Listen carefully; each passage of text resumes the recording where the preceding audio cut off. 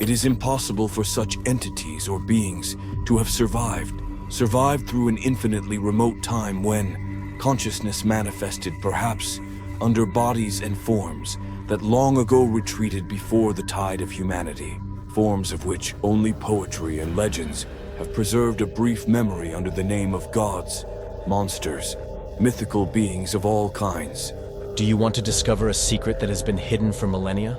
What you are about to see could change your perception of the world and reveal a terrifying truth. The Call of Cthulhu, The Awakening. My name is Samuel Carter, and this story is not just a warning, it is an emergency call. Over the years, I have unearthed secrets that many would wish remained hidden. What I'm about to share with you has destroyed lives, including my own.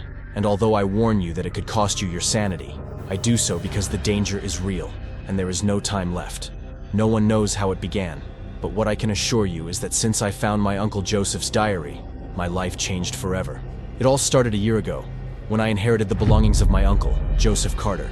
He had been an archaeologist, a man of science, but also someone who, in his last days, became obsessed with the inexplicable.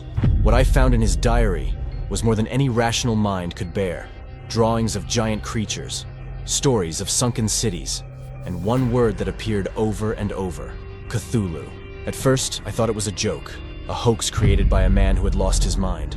But the more I investigated, the clearer it became that everything he wrote was true. My uncle had not only found evidence of something beyond human comprehension, but he was also being followed. And now, me too. The first pages of the diary were relatively normal, describing his archaeological travels and discoveries in remote places. However, towards the end, his tone changes dramatically. Joseph speaks of a strange expedition on the coasts of Greenland, where he and his team discovered a submerged structure, a kind of city hidden beneath the ice. And let me explain to you why this is terrifying. What they discovered there not only defies history, but also everything we know about the geography of our planet. This city did not appear on any map, nor was there any record of its existence. It was as if it had been swallowed by the sea millennia ago, and now, for some reason, had resurfaced. Joseph's team was unprepared for what they would find there. Among the ancient ruins, they found a statue of an indescribable creature, tentacles emerging from its face, and its body was colossal.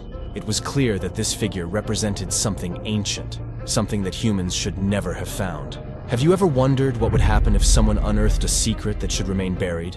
The truth can be much more terrifying than you imagine. Joseph and his team began to experience strange phenomena after that discovery. Recurring nightmares, shadows following them, and voices whispering in languages none of them recognized. At first, they tried to ignore it, believing it was a product of their imagination. But when one of the archaeologists mysteriously disappeared during the night, the situation became untenable. What I'm going to tell you now will not be easy to process, but it is crucial. What they discovered not only changed their lives, but brought them to the brink of madness. In the last pages of the diary, Joseph writes desperately, warning that something is awakening. He mentions Cthulhu, a being that, according to ancient texts, has been sleeping in the depths of the ocean for eons, waiting for the right moment to return to the surface. And that moment, Joseph feared, was near. I decided to investigate on my own. I contacted some of Joseph's colleagues, those who were still alive and had worked with him in Greenland. What I discovered was even more disturbing than what the diary revealed. 2 of them had been institutionalized in psychiatric clinics, speaking in dead languages and drawing symbols that no expert could identify. 2 others had died under strange circumstances, one in a traffic accident and the other in what appeared to be a ritual suicide. All of this pointed to a single conclusion. My uncle had stumbled upon something that was beyond human comprehension, something ancient, powerful, and extremely dangerous. With every step I took in my investigation, I felt I was getting closer to the same fate as my uncle. The nightmares began. At first, they were just vague images of dark water and indistinct shapes, but they quickly intensified. It was not just a dream. I felt as if something was watching me, waiting. Let me explain to you why this is a big problem. What I discovered after investigating left me speechless and could be the key to understanding what is to come.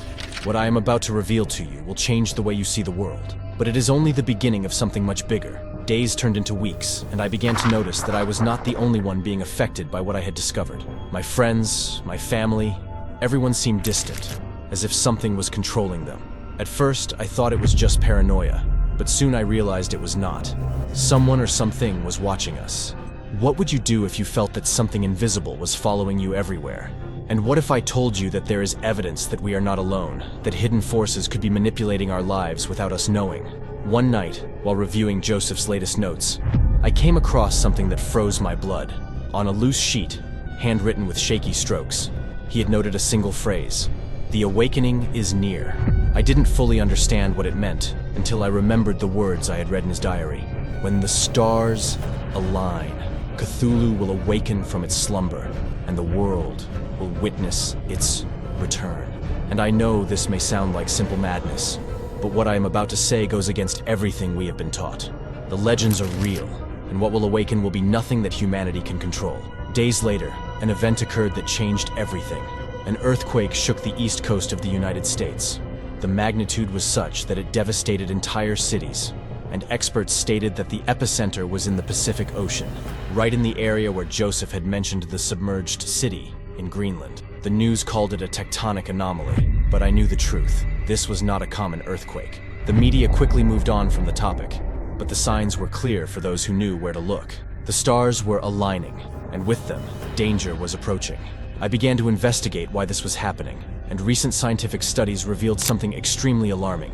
There is a correlation between seismic activity and specific stellar patterns, which only reinforces what I am about to tell you. I decided to contact the last of the survivors from my uncle's expedition, a man named Martin Schneider. He had been institutionalized in a psychiatric clinic in Germany, but still had the capacity to speak about the events before he lost his sanity. I traveled to Berlin, where I found a shattered man, thin, with sunken eyes and trembling hands. When he saw me, he murmured something incomprehensible, but after a while, he managed to articulate a phrase: "Cthulhu is here." I tried to extract more information from him, but every time I mentioned the expedition or the statue, his gaze filled with terror. I could not get anything else from him. And just in case you don't believe me, Martin is not the only one who has experienced something like this. There are multiple reports of people claiming to have seen the same thing. This has been documented over decades, and it is something we cannot ignore. Upon returning to my hotel that night, I received an anonymous email. The message simply read, "If you want to live, stop investigating." Immediately, I felt a chill run down my spine. It was not just a warning, it was a threat. Whoever was behind this did not want the truth to come to light. This is one of the craziest things you're going to hear, but here's why this is real. There are reports of similar events in other places around the world, and the patterns don't lie. Despite the warnings, I continued my investigation. I uncovered a terrifying pattern. Every time a major earthquake shook a coastal region, there were reports of sightings of enormous creatures resembling those described in ancient texts. These were not mere coincidences. And this is proven. In the last 20 years, at least 12 large-scale earthquakes have coincided with sightings of inexplicable phenomena around the globe. It was as if something was trying to emerge from the depths of the ocean, something that had not been seen since time immemorial. Let me explain it simply. These creatures are not myths or legends. There is evidence of their existence in ancient cultures around the world, from the Sumerians to the Mayans, and now everything is starting to fit together. It was at that moment that I received a second email, this time with a video attachment. The file showed grainy footage of an underwater expedition. The team had descended to the deepest part of a trench in the Pacific Ocean, and what they found there was out of this world. Gigantic structures, covered in algae and coral, emerged from the seabed, and at the center, a colossal statue that matched the description of Cthulhu I had found in my uncle's diary. And this is the most astonishing part. The authorities have kept this a secret for years.